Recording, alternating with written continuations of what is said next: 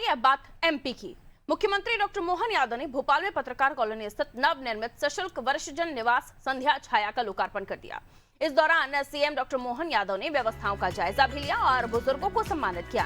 कार्यक्रम में सीएम मोहन यादव ने सिंगल क्लिक के जरिए बुजुर्गों के खाते में पेंशन की राशि ट्रांसफर की। वहीं आगामी बजट को लेकर सीएम डॉक्टर मोहन यादव ने संकेत दिए। उन्होंने कहा कि विभागीय स्तर पर बजट तैयार किया जा रहा है और किसान कल्याण वर्ष के साथ साथ उद्योग और रोजगार वर्ष पर विशेष फोकस रहेगा।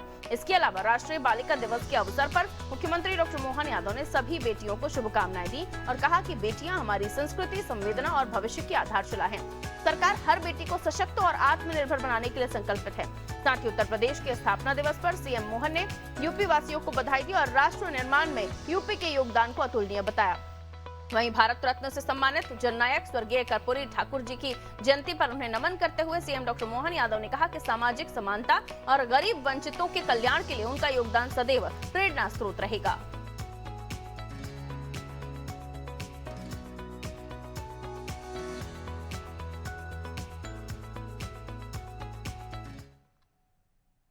मुख्यमंत्री डॉक्टर मोहन यादव ने भोपाल में पत्रकार कॉलोनी स्थित नवनिर्मित सशुल्क वरिष्ठजन निवास संध्या छाया का लोकार्पण किया। इस दौरान सीएम डॉक्टर मोहन यादव ने व्यवस्थाओं का जायजा लिया और बुजुर्गों को सम्मानित किया। साथ ही कार्यक्रम में उन्होंने सिंगल क्लिक के माध्यम से सामाजिक सुरक्षा पेंशन योजना के तहत प्रदेश के 54 लाख से ज्यादा हितग्राहियों के खातों में 327 करोड़ 15 लाख रुपए से ज्यादा की राशि अंतरित की। कार्यक्रम के दौरान सीएम ने राज्य स्तरीय स्पर्श मेला 2026 के विजेताओं को पुरस्कार भी वितरित किए और प्रदर्शनी का अवलोकन कर विद्यार्थियों से संवाद किया। इस मौके पर उन्होंने कहा कि प्रधानमंत्री के नेतृत्व में देश लगातार आगे बढ़ रहा है और मध्य प्रदेश देश के सबसे तेज प्रगति करने वाले राज्यों में शामिल है। सीएम ने भरोसा जताया कि निवेश, विकास और सामाजिक कल्याण के साथ मध्य प्रदेश नई ऊंचाइयों को छुएगा।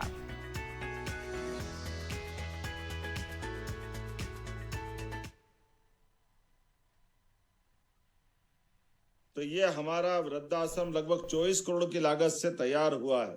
अपनी ओर से एक बार फिर बधाई। और इसके लिए भी जितने प्रकार से हो सकते हैं विभाग अभी आने वाले समय में और काम करेगा। ये 5 एकड़ में फैला 12 सिंगल बेडरूम, 22 डबल बेडरूम, कुल 34 कमरे, जिसमें 56 बुजुर्ग इसमें आराम से रह सकते हैं। और इसमें भी एसी कमरे, टीवी, फ्रिज, गर्म ठंडा पानी, निजी बालकनी, वो सब कुछ देने का प्रयास किया जो एक परिवार के लिए आवश्यक भी है। सोलर की और आने वाले समय में तो पंप स्टोरेज के भी बड़े बड़े प्रोजेक्ट आ रहे हैं। तो कुल मिलाकर के एक एक सेक्टर में नहीं, माइनिंग का सेक्टर हो, हेल्थ का सेक्टर हो, एजुकेशन का हो, अब तो जैविक फसल उत्पादन को लेकर भी जैविक कपास की बात भी आने लगी है, ताकि जैविक काटन के जो कपड़े बनते हैं और काटन में भी जैविक होना चाहिए। आजकल गया जमाना के रासायनिक खाद के बलबूते पर सब प्रकार की फसल का उत्पादन करो, बदलता दौर है। यशस्वी प्रधानमंत्री ने भारत को सब तरह से सब क्षेत्रों में लगातार आगे बढ़ाने का जो बीड़ा उठाया है, ऐसे समय में हमारे इस स्वजनों के साथ किसी कारण से वह अपने स्वयं के आवास या परिवार से अगर दूर हैं, बच्चा कहीं बाहर है, किसी और स्थान पे है, ऐसे में हमारे बुजुर्ग हमारे साथ रहे और उनको परिवार का माहौल मिले, परिवार का वातावरण मिले।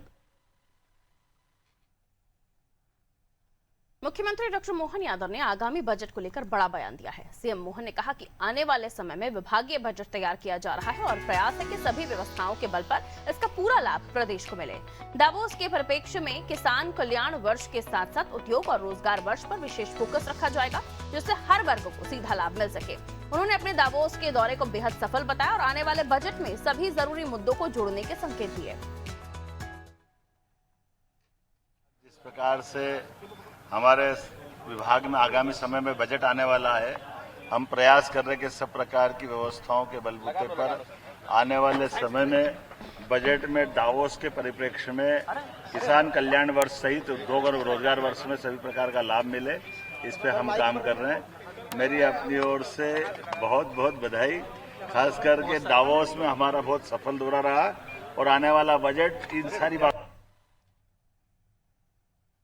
मुख्यमंत्री डॉक्टर मोहन यादव ने राष्ट्रीय बालिका दिवस के अवसर पर सभी बेटियों को हार्दिक बधाई दी और शुभकामनाएं दी।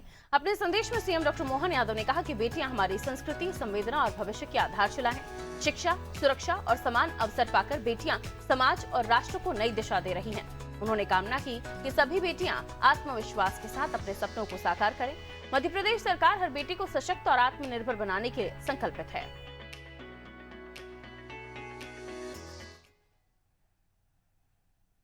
मुख्यमंत्री डॉक्टर मोहन यादव ने उत्तर प्रदेश के स्थापना दिवस के अवसर पर प्रदेशवासियों को हार्दिक बधाई और शुभकामनाएं दी।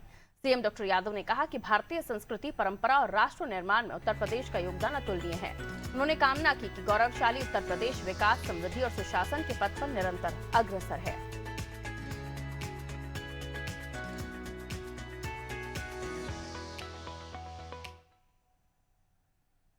मुख्यमंत्री डॉक्टर मोहन यादव ने भारत रत्न से सम्मानित सामाजिक समानता के प्रतीक स्वर्गीय कर्पूरी ठाकुर की जयंती पर उन्हें नमन किया।